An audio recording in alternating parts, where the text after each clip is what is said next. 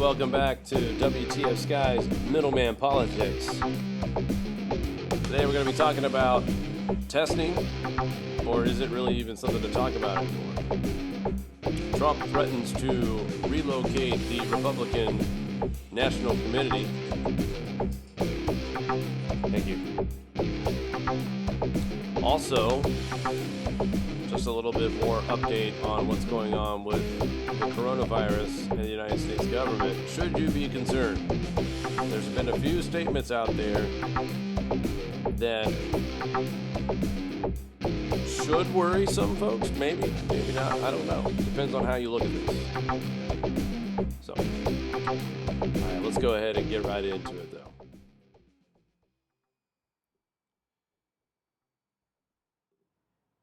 So, Mr. Trump has had a busy weekend on Twitter, and he's been criticized also for playing golf over the weekend. Those are some of the headlines right now that are being talked about on mainstream media, except for Fox. I'll take issue with the golf. I don't have issue with golf. He has been working nonstop that we know of. He has also been trying to put out this large fire. Again, even the worst bosses, I'm not saying he's the worst, I'm just saying even the worst boss still needs time to decompress and get some stress and take something out and get that out. Yes, there's almost 100,000 people dead from coronavirus. But to keep a sanity for anyone, you would have to understand that it is necessary to still get that relaxation. Did you want to say something? Can you move your face up or to another corner? Why? Because of thumbnails, you can't see your face. I'm sure nobody really cares about that, but okay. Thanks, Mari. I care. Anyway. But lots of going on today. So, again, the golf, that's fine. He can golf. Come on, guys. Give the guy a break. I don't agree with a lot of things he does, but he is human, and people make mistakes. So, now, to the tweeting. It is Memorial Day weekend, and we celebrate this weekend to remember those who paid the ultimate price, who gave that ultimate sacrifice to protect. It's about peace. So, I guess what I'm asking to supporters out there, if you're in support of President Donald Trump, does it bother you? And I don't mean bother, but does it concern you about the president's mental well-being to be on such a rampage? Yeah, it's a rampage, guys. Come on. Let's look at it. The latest tweet, which was 34 minutes ago. Great reviews on handling the COVID-19, sometimes referred as to the China virus. Here we go again. Ventilators, testing, medical supply distribution. We made a lot of governors look very good and got no credit for doing so. Most importantly, we helped a lot of great people. Now, the reason why I'm reading this tweet to you guys is I want to break this down. Okay? There are several things going on in this tweet. One, he wants to show his support base that he still blames China because he has fed them this baseline of it's all China's fault. It's somebody's fault. But so, let's blame China. And more than likely, it is China's fault. I'm not saying it's not. But again, is this the time?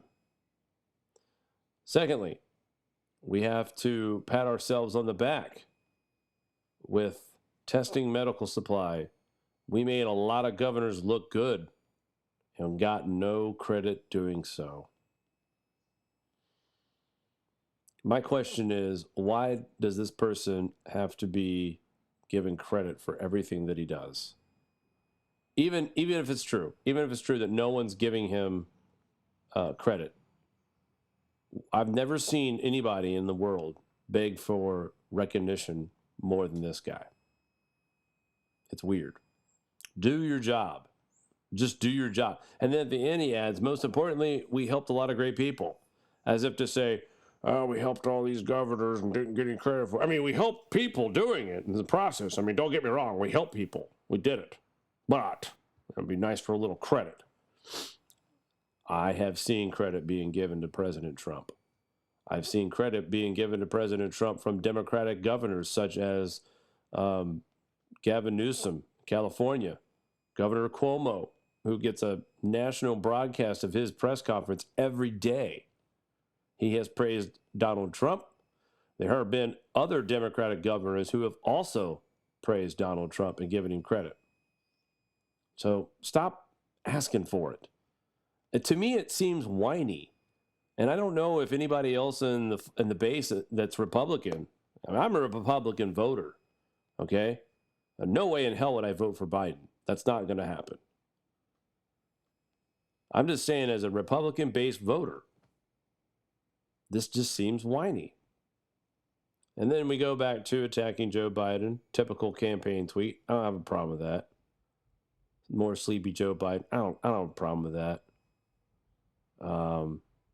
Then he's talking about people here. I'm not sure about that. The threat on the national or the Republican convention.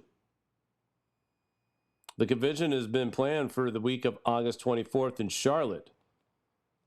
But in a rapid-fire series of tweets, Trump complained that Democratic Governor Roy Cooper is in shutdown mood. I wonder if he meant shutdown mode. But anyway, he's in shutdown mood because that makes sense. He's in shutdown mood. Like, that's almost caveman. He's shutdown mood. I'm sorry. Shutdown mood and unable to guarantee that by August will be allowed full attendance in the arena. What's wrong with that statement? It's barely the end of May, and we still have cases on the rise. The governor is thinking out loud, hey, are we going to be ready to have thousands of people gathering in a building for this convention? I don't even see the Democratic convention happening, guys. So, again, why the threat? Why the threat? I'm sure the state of North Carolina is looking forward to hosting this convention as much as anybody. We've changed so much this year. We did an NFL draft virtually, all right? As stupid as it sounds to some people, we have to keep in mind that there could be a virtual convention. And you're thinking, well, Jake, we're not going to have another wave until the fall. Are we?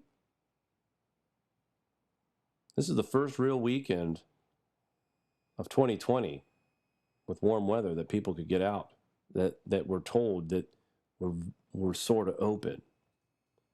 And I don't think anybody respected any of the social distancing of these beaches, these pools, these bars. It's just shocking to me to see how much people were not social distancing. Now, there's a handful of people out there that believe this is a pandemic, that this is fake. Well, I'm going to tell you something. I live in a very rural part of upstate New York. And people up here definitely respect what's happening. They're walking up to buildings before they enter. They put their mask on. No hesitation. I must have watched hundreds of people do this in the car the other day. Now, the other concern was that they weren't really practicing social distancing inside the store, but people are putting their mask on. Because one of the biggest thing about putting your mask on is what? Dr. Birx and Fauci have both said it. You have to wear a mask if social distancing is not possible. Now, I know that makes a lot of people uncomfortable. So what the CDC is saying in a way, and the government, is that if you can't separate 6 feet apart, put on your mask. If it's crowded, put your mask on. So to me, it's almost like we're expecting to see crowds, but you have to put your mask on if you want to help stop the spread. Fair enough. Fair enough. What a weird weekend, guys. Everybody wearing masks. Everybody going to the store with their mask on. To think that we'd still be dealing with this in August. We'll see what happens in the next 3 weeks. Why do I say that? I want to show you something real quick. Zoom this in a little bit. This was data from May 13th. We've been open almost 2 weeks. Started opening on April 24th. Looking good. Actually, when we opened up, there was 28 states with 10 to 50% going down and one at 50%. So within 2 weeks, we only saw those numbers slightly fall. In the beginning, before opening everything up on late April, we only had 4 states that were rising numbers in cases. Then May 13th, 2 weeks after we opened, not bad. We still had 21 states declining, one with 50% or less, 19 holding steady. All right, they're managing, the economy's open. Good job. This was less than 10 days ago. I'm sorry, this is over 10 days now. I'm sorry, this is 12 days ago. 12 days. Not quite yet a full 2 weeks. I couldn't find a better map, so I apologize for this, but I'll zoom in a little more just to give you what I'm trying to show you here. That's a big number change there, folks. Look at this was 2 days ago. This map was current 2 days ago. And I apologize for using CNN here, but I know a lot of folks call them fake news, and I get that. But these are numbers you can actually look up, and you will find the same result.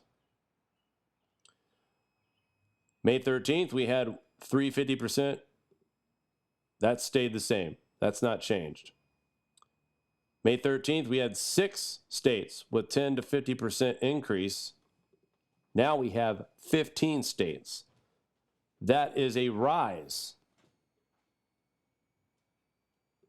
6, 15, 11 states now, rising cases. May 13th, we had 19 states holding steady. Now we have 22. A little concerning. 10 to 50% cases going down. That was 21 states on May 13th. 2 days ago, we are now looking at 9 states. 12 states have went up to either steady or inclining numbers. And only 1 state staying at that 50%. And it's not even Vermont this time. In fact, Vermont has jumped up into that. It's getting worse again. I think New Jersey is the 50% decreased state right now. So that's shifted. Folks, this virus, the reason why I'm showing this virus is not done. It is not washed through. We're losing 1,000 people a day, at least. Our country is about 500 deaths away from 100,000 deaths.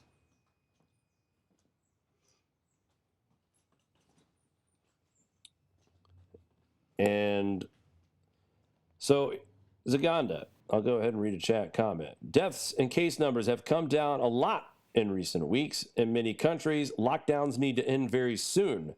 Otherwise, economic ruin. Fair enough. I don't believe in basing these decisions on economics. I don't. I'm going to trust the science, because basically when you ignore the science and you're more worried about the economic part, now you're putting people's lives at risk. And look, if the states were looking like this, okay, let's open it up. If the states were staying like this when they opened, okay, then I'm with you. I'm with you on that. But it's like people aren't learning our lesson from the 1918 Spanish flu pandemic. There was a second and a third wave. We're heading for that right now. Second wave, going to start in June.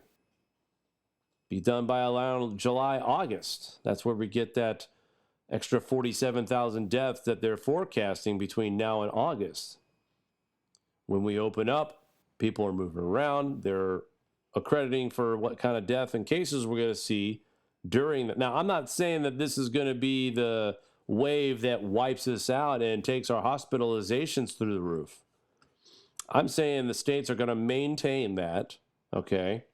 I think they'll be able to maintain this wave that's coming up. What I'm most concerned with is the fall, when we mix the flu and COVID together moving forward. Without a significant therapeutic, without a trusted vaccine, how can you go back to normal? And instead of saying, let's open the country back up, let's get creative and create new jobs, new job fields. Do telework. If you work in construction, you're allowed to do that now. Obviously, the frontline workers, being essential workers such as restaurant workers, grocery store, pharmacies. Okay, the construction part has been lifted throughout the United States, so most people that were in the physical labor sector are back to work. So who are the people that are affected the most by this? The retail stores, like the malls. Okay.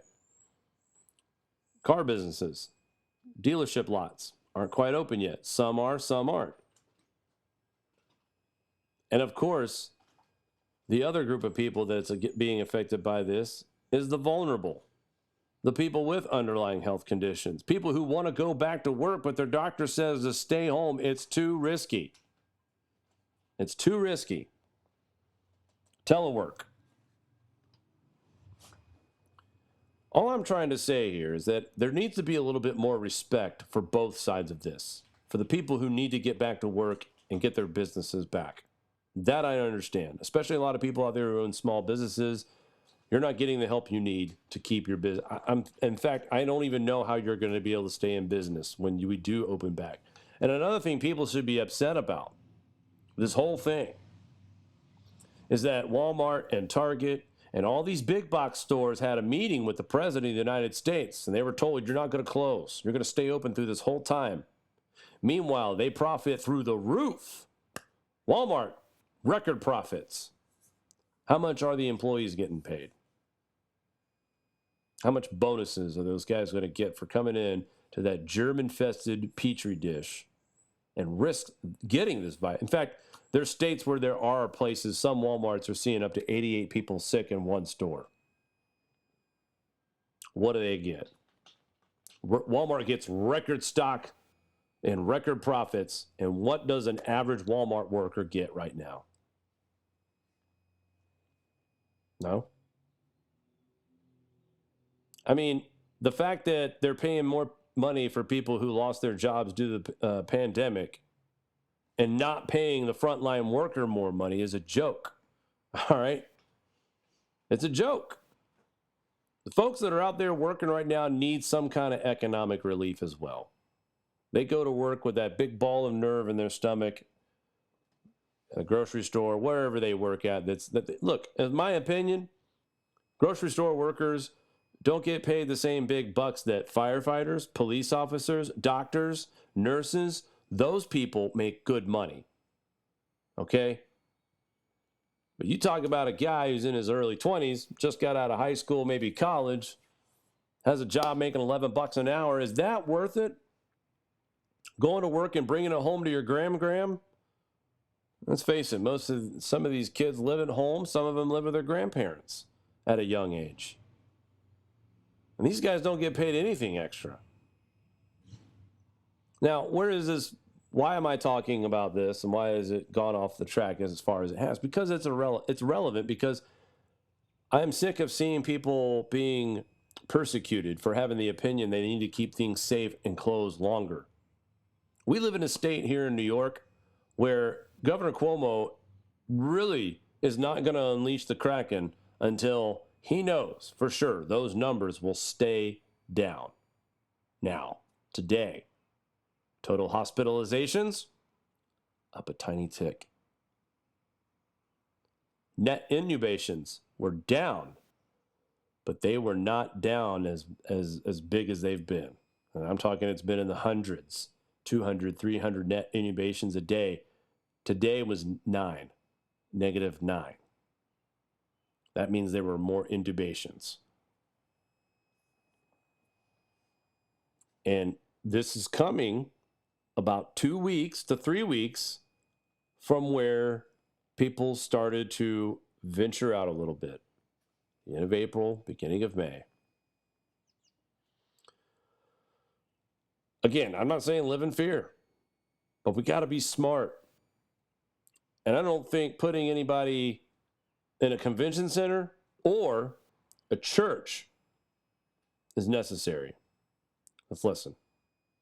The Centers for Disease Control and Prevention is issuing guidance for communities of faith. I want to thank Dr. Redfield and the CDC for their work on this matter and all the other work they've been doing over the past, what now seems like a long period of time. Today, I'm identifying houses of worship, churches, synagogue, and mosques as essential places that provide essential services. Some governors have deemed liquor stores and abortion clinics as essential, but have left out churches and other houses of worship. Okay, so my problem with that right there is that I don't know any abortion clinics that are open right now. Mari, is it not my understanding that abortion clinics are not essential? I don't know. I haven't followed. I'm just I curious. know like dentists and all that are close Yeah. too. So Sort of crazy, but if you can't get a normal procedure done at a hospital, I'm pretty sure the abortions clinics are closed. 2, the liquor stores, they're not deemed essential if that business takes the precautions that the CDC has given businesses guidelines for. That retail business can operate. In a liquor store, which I don't drink, so I'm not trying to protect people that drink, but you go in, you get it, you get out. Church, guys, totally different. You congregate anywhere from 100 to 300 people. I'll finish my thought here just a second. Worship. It's not right. So I'm correcting this injustice and calling houses of worship essential. I call upon governors to allow our churches and places of worship to open right now. If there's any question, they're going to have to call me, but they're not going to be successful in that call. These are places that hold our society together and keep our people united. The people are demanding to go to church and synagogue, go to their mosque. Many millions of Americans embrace worship as an essential part of life. The ministers, pastors, rabbis, imams, and other faith leaders will make sure that their congregations are safe as they gather and pray. I know them well. They love their congregations. They love their people. They don't want anything bad to happen to them or to anybody else. The governors need to do the right thing and allow these very important, essential places of faith to open right now for this weekend. If they don't do it, I will override the governors. In America, we need more prayer, not less. Thank you very much. Thank you. Okay, so Donald Trump telling the public, telling the public that I'm going to open the churches and I will override the governors. All right. Guys, I kind of noticed this trend here. Donald Trump is the biggest cheerleader for this country, no doubt about it. I mean, it's good to see a leader who is this excited and this passionate about his country. So I'm not critiquing him on that. But I will critique him on the political empty promises. During the election in 2016, lock her up was chanted across all of Trump's rallies. Did not happen. When Trump won the election, he told everyone what a great campaign Hillary ran, and that was all political talk, that there will not be criminal investigation put up on Hillary Clinton, even though he wants to tell everybody that Obama and his administration were awful to him. And he wants to throw them in jail. And that's the next one. Lock her up, nothing happened. Obamagate, nothing happened. AG Barr says we can't do anything criminally. Okay, now he's throwing his megaphone, I should say, because he has no power to override anything, first of all, folks. I know this seems crazy talk, but Donald Trump doesn't have the authority to tell any governor, you have to open your church. Majority of these states are already opening up with church services anyway. So this is a stupid message, in my opinion. He didn't even take questions. He let his press secretary take care of it. But most states are already open. Most states already had churches open. So states that aren't looking at churches being open right now are New York, parts of Florida maybe, parts of California, parts of New Jersey. Those areas are not open for church. He's only talking to a few select states because the majority of the country is already open. So to me, this is a bully tactic to the areas of the country that aren't ready to open yet. Who cares what you believe? These governors are the ones that were elected to protect the lives of the citizens that voted him in office. Some of these leaders aren't that comfortable with being that cavalier and just said, forget it, we're open. Open it up. Everything's normal. Let's go. Come on. I want everybody giving each other hugs. It's all over. It's done. That's what it feels like that Trump is doing. It feels like that, if we just pretend it's gone and start acting normal again, everything's going to be just fine.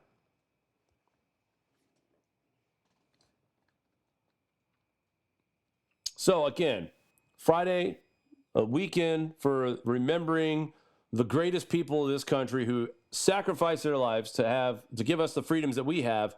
And he starts the weekend off by being a bully. And then the press secretary, boy, I see why they got her. Oh, I can't believe all these people that are so desperate to keep places of service locked up. I just can't believe it. Wow. No class, folks. Has nothing to do with shutting down religion. Has nothing to do with it. It's about safety. Why is it that you get two versions of the story? The CDC and the doctors say, be careful, wear masks, don't gather over 10 people. But the president says, no, we're back. And he also, two other comments that he made. Two other comments that no one's talked about. Last Wednesday, holy cow. If we have another wave of death like we had just now, Trump is not shutting the country down. I can promise you that we will suffer greatly if that's true. Because it will just roll over into the fall and it'll fester and get worse into the winter. They don't have a cure for this. They don't have a vaccine for this. But yet Donald Trump is telling everybody that vaccine or no vaccine, we are back. And then he tells the country last Wednesday in an interview, quietly, no one's talked about it. I can't find it anywhere. But Trump has announced that he is not going to close the country down again if this happens again. Now, do I think we should close it down the way we did? No. We can modify that. This time, let's make sure that the vulnerable are home and safe. Anyone who is between the ages of 18 and 35 and that don't have underlying health conditions should be allowed to go work and be a part of a functioning society. Also, on top of that, those people that do go to work during a pandemic should also see an extra payment in their paychecks from definitely not from the federal government. People that work for places like Walmart and Target, their employer should be able to provide them that money. I don't know about you guys, but I'm sick of seeing tax dollars being wasted on things that some of these corporations could do themselves. And hey, you know what? Maybe if one of these corporations stepped up and did something big for their people, maybe the government will say, you know what? Let's recognize this company right here.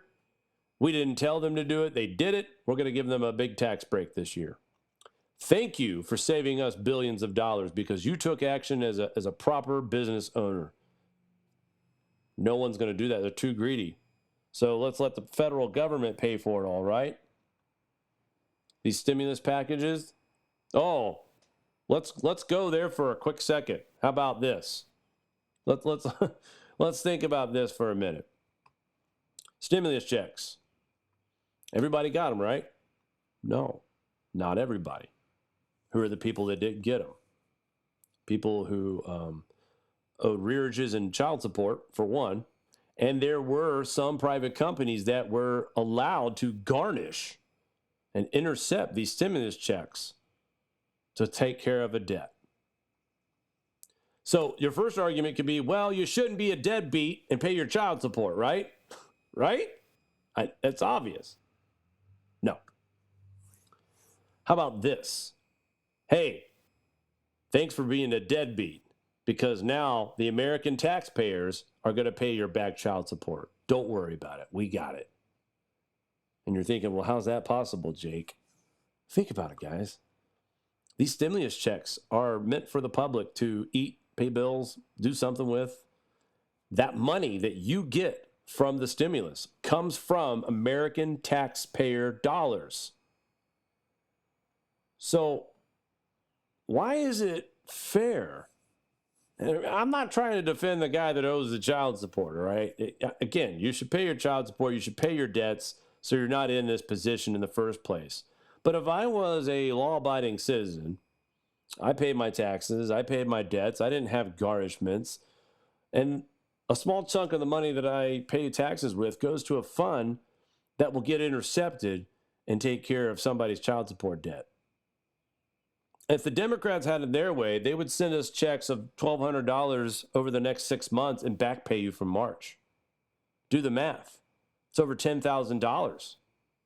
$10,000, if someone does owe, you're paying the bill now. You're paying someone's back child support order. Heck, in fact, you could be wiping it out for them and they get their license back. They get all their freedoms back because their child support was paid because of stimulus money that was intercepted to take care of a debt that you, the American taxpayer, had nothing to do with. That's not your kid. But you just helped settle a debt. And maybe the guy that got his child support paid off isn't worth it. Maybe he's a scumbag. Maybe he's a guy that is involved with his kid's life and does things, and you don't mind it so much. But if you're paying off a guy who doesn't even acknowledge he has children, doesn't do anything for him, never lifted a finger to help support them, and now all of a sudden these stimulus checks were intercepted every month until they paid off his debt. So now this POS just got a debt wiped out, all because of a pandemic and your tax dollars. No one is talking about that.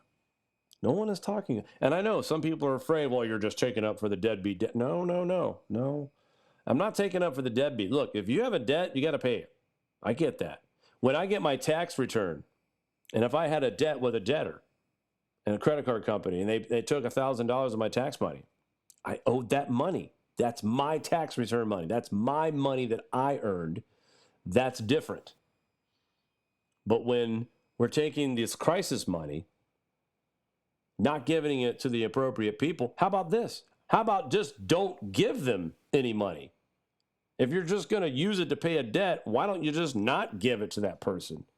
If they show up on a list that they were going to be intercepted by child support or another agency, don't give them the money, because that fund was not designed to pay someone's debt off.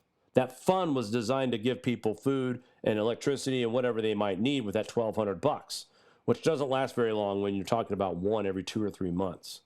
But again, nobody's talking about that. Yeah, but what happens if this continues to go into the future? The more stimulus comes out. I get what you're saying, but right now we're paying off a debt that shouldn't be paid off.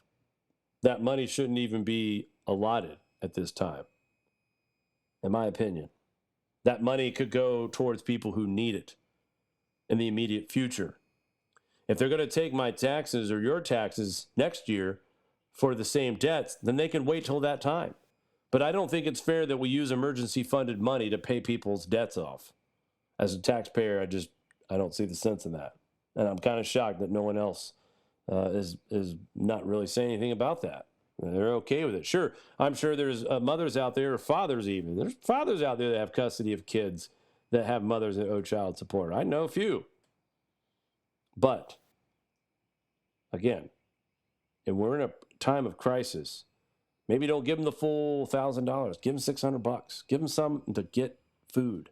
You don't know what's going on. Again, I just think if it's medical, if it's an emergency fund, it should be used for emergencies.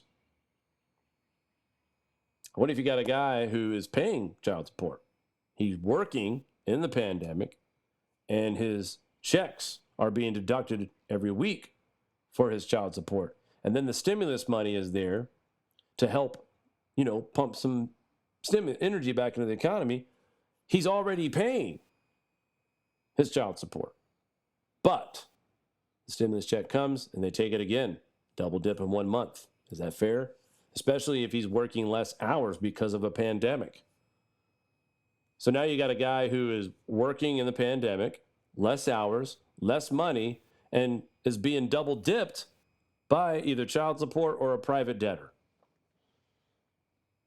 Anyway, just thought I'd bring that up. No one's talking about it, and I'm kind of surprised. Democratic leaders, says President Trump's coronavirus testing plan is disappointing. Shut up. All right, that's what I got to say to that. I'll give the president credit, and that is the testing capacity has jumped up big time, and that testing is available for more people. And in fact, what we're seeing now,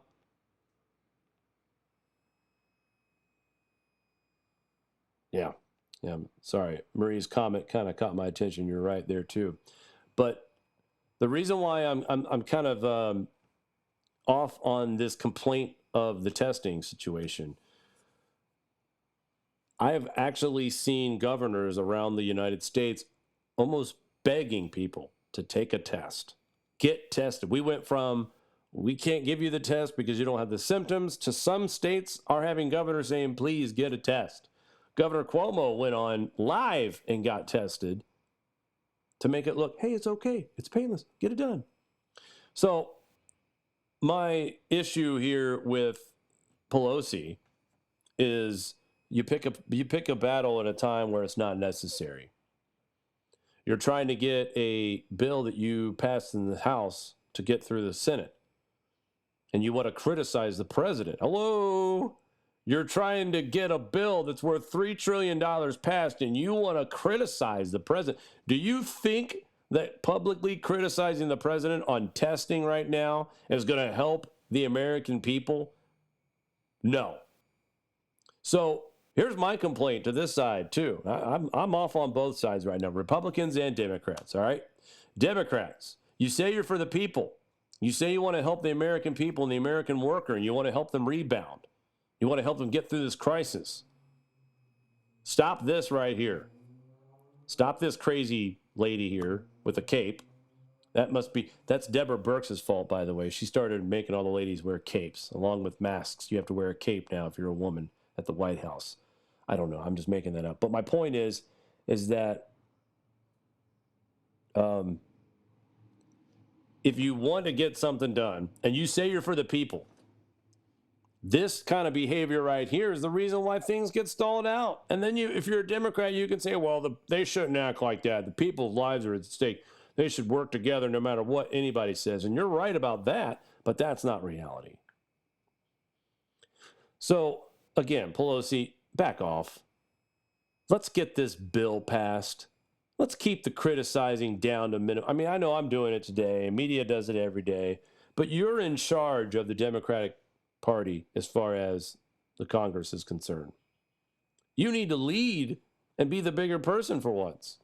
I know that's not really in her vocabulary. I get that. But when you sit here and look, and this is what I want voters to pay attention to. If you're a Democratic voter, pay attention to this, because they always talk about how they're trying to help the American people. But if you, and I'm talking to you, Democratic voter, if you have a job and you go to your job and you submit a form that says, boss, I want a raise.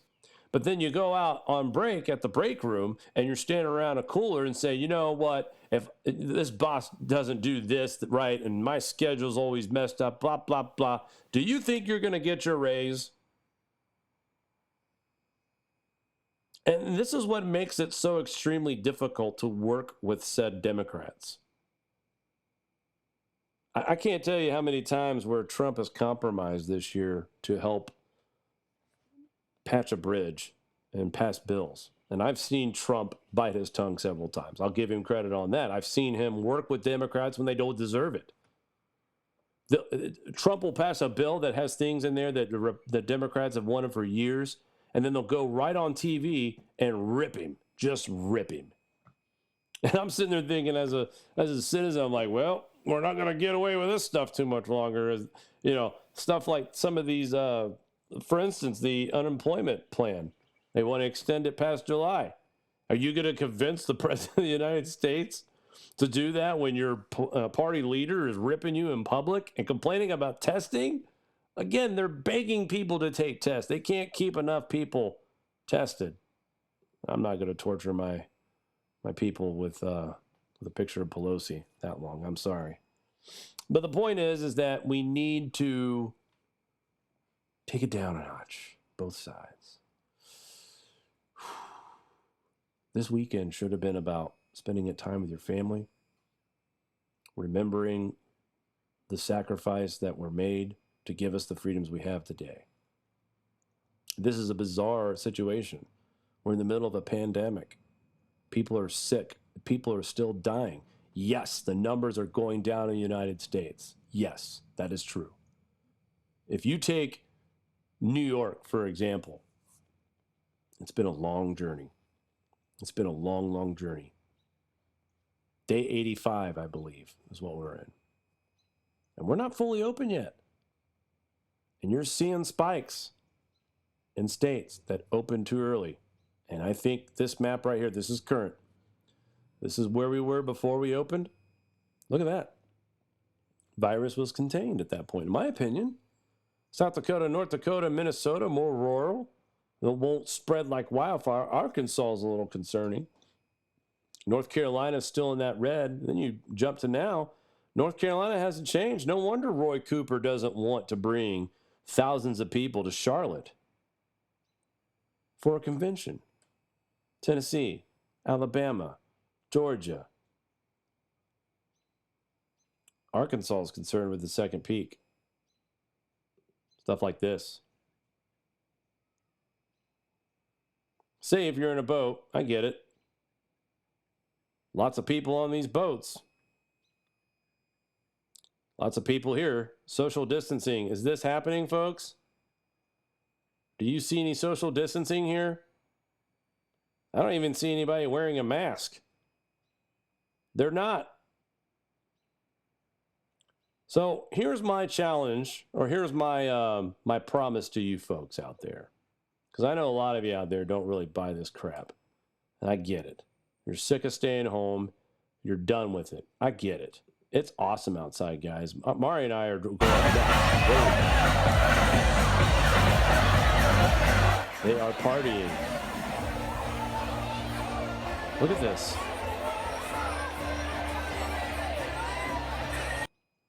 It's like nothing ever happened.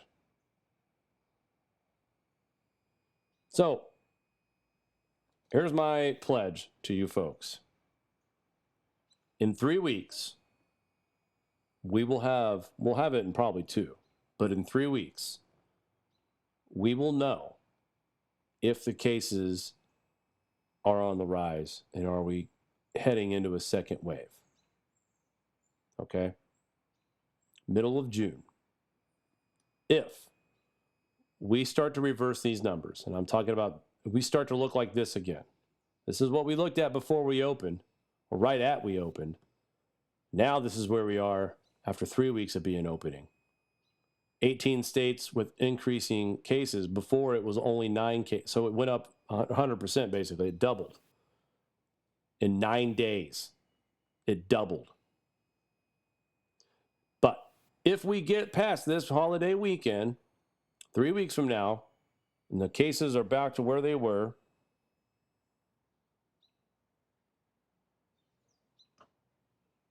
so I will shut up and let it go and just let things play and go back to normal. Hey, it's over. Okay, fine. That would be a huge test to pass. To come out of this holiday weekend and not see, like, maybe there's an increase of cases, but maybe we do control it faster. Maybe we do jump on it better. Maybe we are ready now. That, to me, would be the first real test for people getting back to normal. And if you can't be patient, what's a couple more weeks to know for sure? I think that will clear up a lot of things. I think a lot of people will feel better about getting back to normal if they see we can survive some of this reckless behavior that we've seen from this holiday weekend. Like I said, 2 to 3 weeks, numbers are staying the same or going down. We can maybe breathe a little bit and maybe get back to a small part of normal, but we still have to be cautious, social distance, masks. But maybe people will feel a little bit better about getting out if they see the numbers not increase. And I think some experts are expecting a pretty big increase. And just looking at what I've seen, thousands of people, we'll see. I don't know. Looking at the chat real quick, and we're talking about testing. Kim, painless my ass. It all goes away up to your effing brain. Yeah, that's what I saw. I saw that when they did it on Cuomo, it almost looked like they played that old do it from the side trick where you can't see that the finger never really went in the nose. It just went to the back of his head where you can't, I don't know.